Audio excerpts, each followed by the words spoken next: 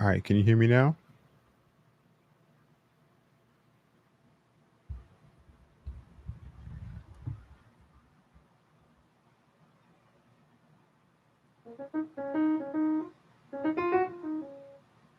All right, cool. All right, so see, the question is, what does a music director mean to you? All right, so what a music director, what that means to me is, it's more than like learning the music. Um, I mean, you gotta know your parts, and you gotta know the parts of that everyone else needs to play. But what's also included in that is knowing how to manage personalities and people. You know what I'm saying? So like you gotta know when to push buttons and you know when to kind of relax, and then when to kind of floor it. You know what I'm saying? So you can get the result that you need. So like if there's a person in the band who's like really sensitive, depending on the situation, mind you, um, I would approach that person differently. I'd be a little more gentle, like sensitive, you know. Whereas um if I'm talking with someone who has like, tough skin, I could kind of get on them a little bit like, yo, you need to get this part right here, you know? Now, if I approach the person who's tough, use that approach to the person who's sensitive, that person can end up like kind of clamming up and then lose confidence, you know? And I don't want that, you know? At the same time, if I approach a person with tough skin with a gentle approach, I wouldn't be taken seriously because they'll just think of me as being soft. But again, it's all a case by case scenario because sometimes with the person who's sensitive, you gotta let them know, like, all right, man, like now you need to kind of develop, mature and you know, then start to grow some tough skin, you know. But at the same time, with the person who has tough skin, maybe I can say like, all right, there's no need to be intense. You see what I'm saying? So it's managing people skills. That's like the I think the part that's forgotten when it comes to being a music director. There has to also be a level of like, understanding administration and stuff and knowing how to organize and all that stuff too. So and at the end of the day, it's a matter of helping everyone to succeed, and helping everyone sound good and building up their confidence. You know what I'm saying? Is being able to lead. Because if you don't know how to lead, and if you don't know, if you get lost, you know, the band will get lost, and then it just becomes one big old train wreck. So I hope that answers your question. I mean, I can go and talk about this for a long time, but yeah, just I hope that answered your question.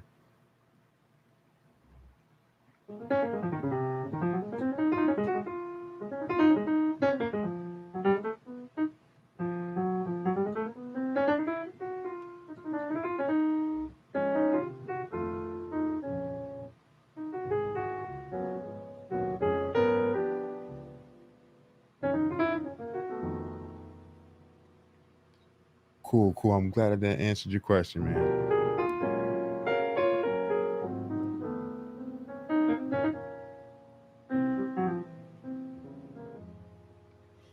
Oh yeah, and another thing about being like an MD is knowing, um, it's like you have to be knowledgeable about a lot of things, from like technology and knowing your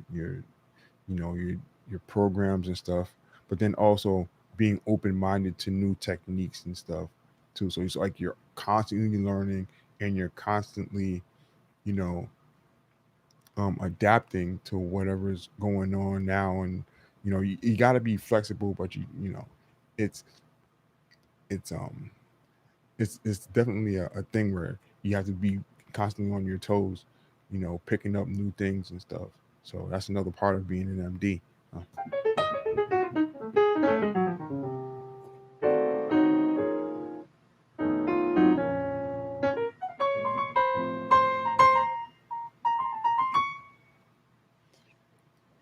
Yep, it is a lot of work.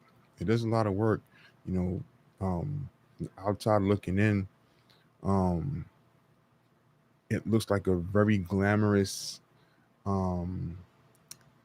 a very glamorous kind of thing. Like you're a leader and people are following you and you're directing the band, but there's so much that goes on behind the scenes, especially if you're dealing with a lot of egos. Like if you're dealing with a lot of egos, it could be draining sometimes, you know.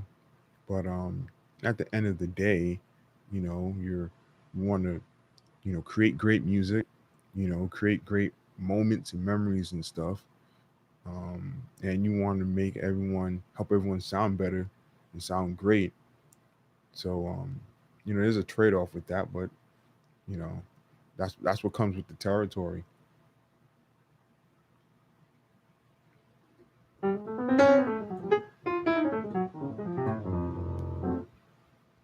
Yeah, it's usually the egos again. That's the draining part. You know, people think that they know what they want, and sometimes they think that they do, but they really don't. You know, but you kind of have to compromise and stuff. You know, like you don't have to go after everything. It's just a matter of knowing when to pick and choose when pick and choose your battles. You know, um, yeah. But again, yeah, that comes with the territory, and you know, and I think the other part of it too is you can't really take things personal. That's the other thing too. Like, don't take anything personal. Like if it gets personal and across that boundary, then yeah, you gotta say something. But with a lot of this stuff, like you don't take it to heart because it's all about, you know, creativity and coming up with the best result possible. You know, just because like your ideas and taking it doesn't mean that you're a horrible person or you're horrible at your playing and stuff. You know, so yeah.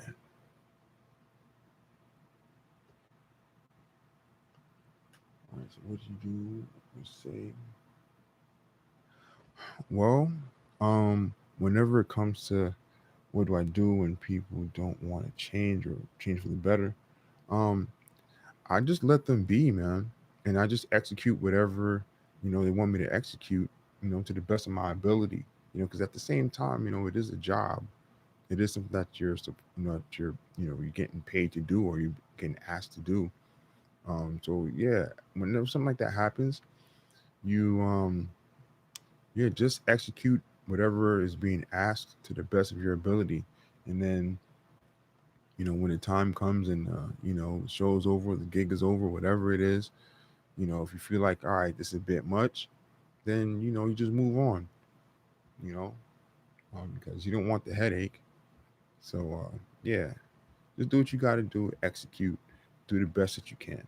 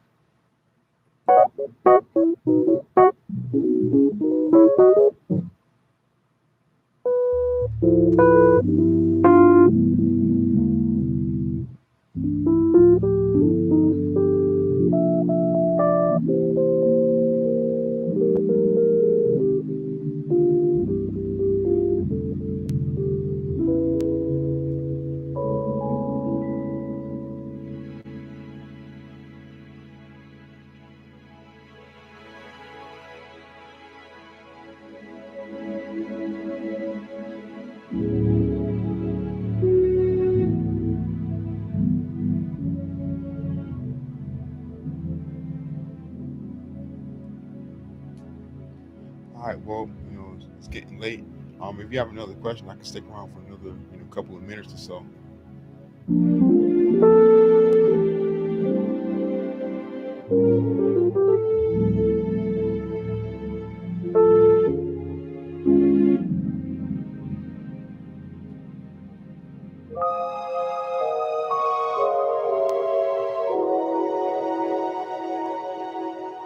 Thank you.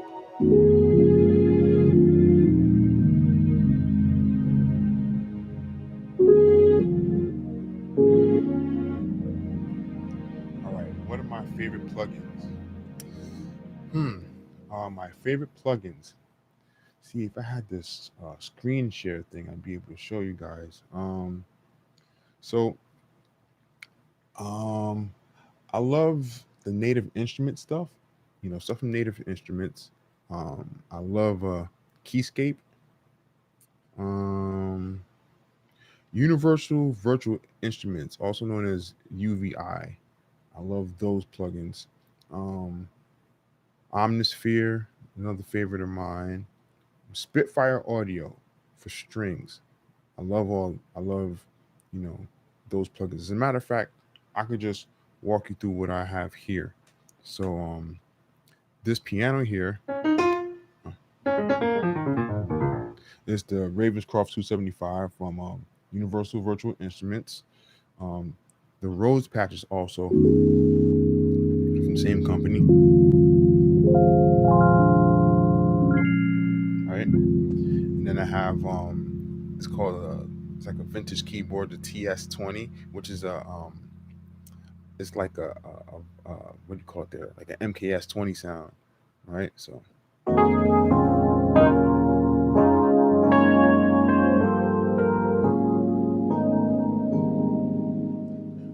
right, that's also from Universal Virtual Instruments. They have some really good bundles you can check out. Um, let's see. I do have some organ plugins, but the one from Logic, why does mic keep falling? The one from Logic is pretty cool.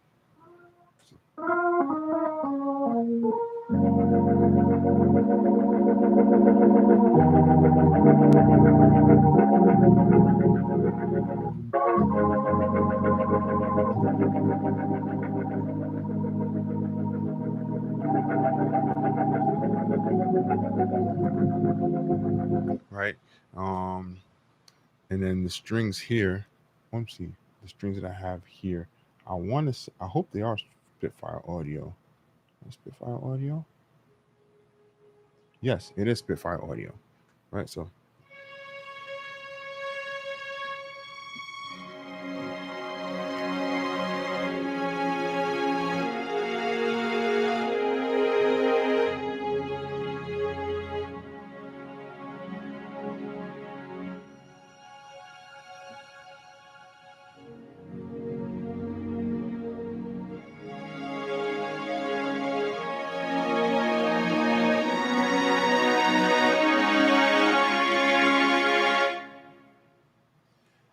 yeah, so that's some strings from Spitfire Audio. They actually have some good deals. You can get some good, um, really great string plugins for like $29. And I think that's the one I'm actually using right now. It's one for like $29. It's pretty cool. Let's see.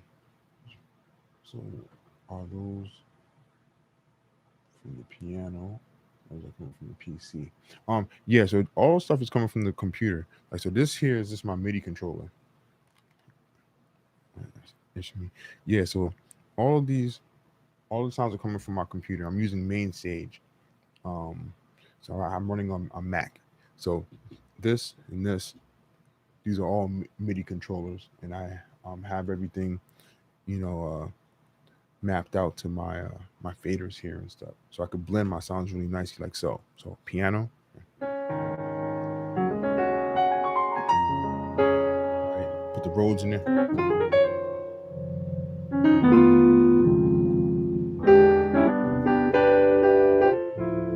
I'll put the TS20.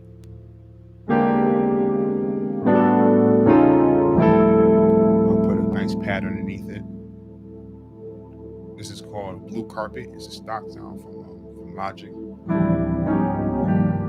I'll put the strings underneath it.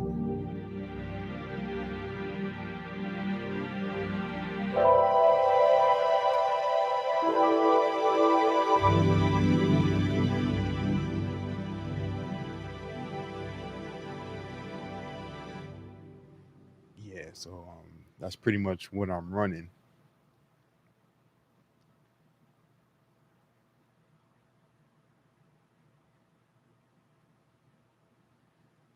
Any other questions? I can stay on for another couple minutes. Stay on for another couple minutes. Let me go back to the piano.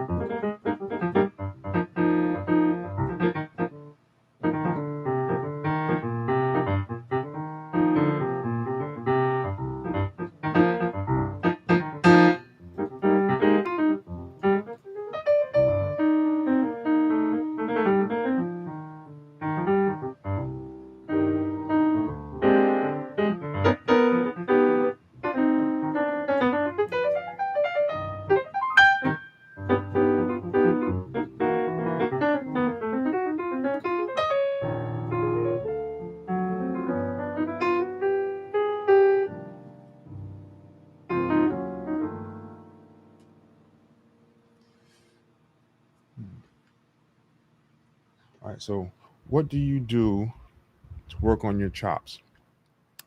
All right. Playing scales. Um, and it sounds like a cliche, like yeah, you gotta play your scales, but yeah, playing your scales is important, but it's how you do it. So, like, I practice, whatever I'm doing slowly first, right? Because I want to get my accuracy and I make sure I'm relaxed. So if I'm playing a B major scale, so making sure that I'm relaxed the whole time,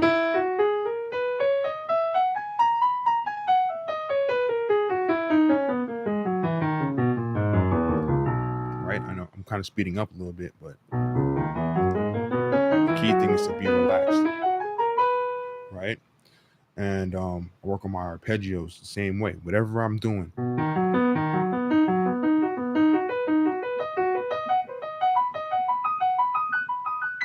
and if I make a mistake, then I have to start over, right? So if I'm playing, all right, I got to start over.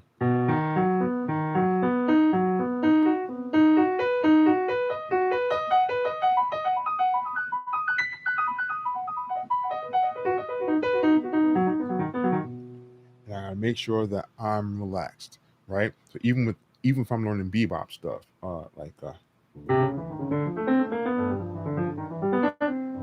right, I press it slow,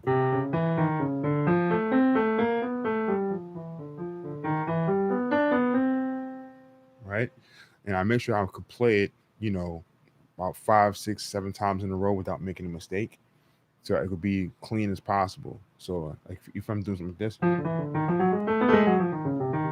right, so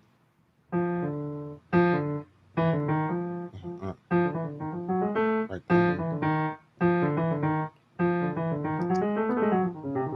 right. So now let's say I'm playing that line, but this one part is messing me up, like there. If I'm not getting that, I isolate it. So I play the this part right here, right, and I play that super slow, right, and then once I have it comfortable, then I add that in, right.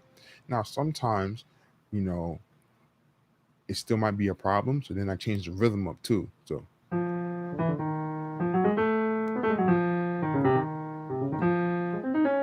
right,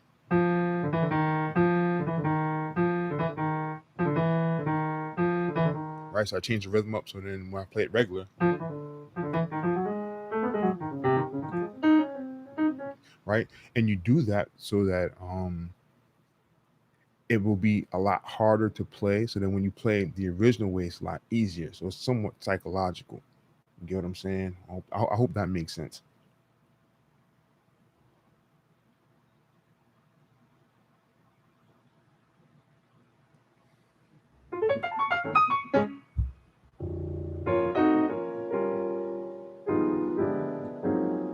Oh, also playing along with a metronome definitely works with your chops too.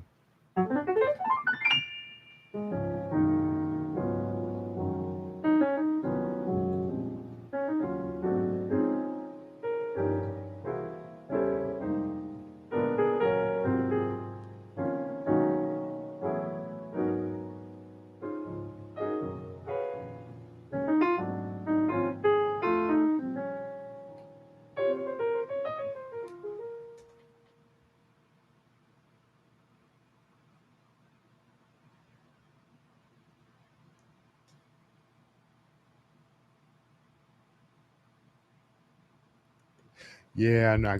I gotta make time to stop by there. It's been a long time since I've been by there. Um, but yeah, man, maybe I'll pop in and surprise y'all or something. So yeah. Um, well, the hour's getting late. I was just doing a test, but you know, uh, decided to answer some questions, and I'm glad that I was able to answer whatever questions I had. And I think I should do this more often though. You know, I'm finally getting the hang of this streaming thing, going live and stuff. So you know, you know, again, thanks for asking questions. I hope that was helpful. And y'all have a good night, and be safe. Peace.